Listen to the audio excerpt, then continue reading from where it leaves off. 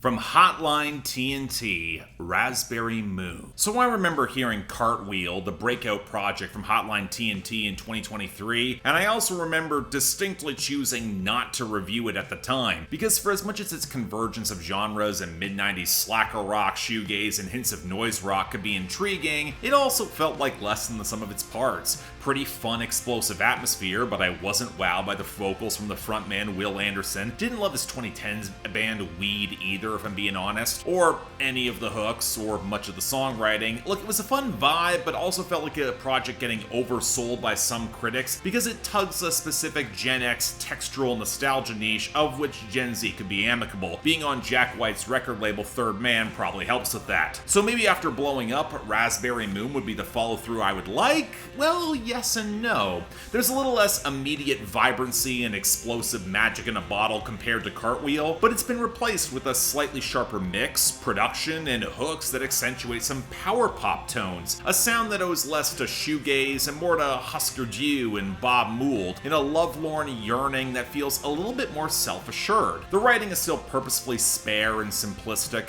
built to archly sketch the scenes of love and heartache amid scenes that aren't too far removed from someone's ordinary life, very Midwestern, from watching a crush and wondering how they fit into his life as he goes out on Letter to Heaven, to the reconnection with old friends with the sudden realization it's not quite the same on the excellent closer Where You Been. There's this built-in sense of palpable distance between Anderson and the folks that he's trying to connect with, where there's this hint of self-awareness in his slacker rock side, and more the gentle invitation for others to approach him, which is why the dejected but kind of lingering sour edges of Break Right didn't quite click. Kind of a shame for a good bass line and some cool dreamy twinkles. But while I like this album more, I also feel some of that distance. I'm not still fully on board. Anderson's vocals don't have a lot of power to me. Jumping into a higher and louder register on the opener, Was I Wrong? It actually really worked alongside the multi-track hook of Julius War. More of that. The warm, fuzzy guitar tones can leave some of the grooves a bit underserved. While the dream pop touches have been scaled back, their remnants don't always blend the best, especially early, and all this contributes to the best melodic hooks not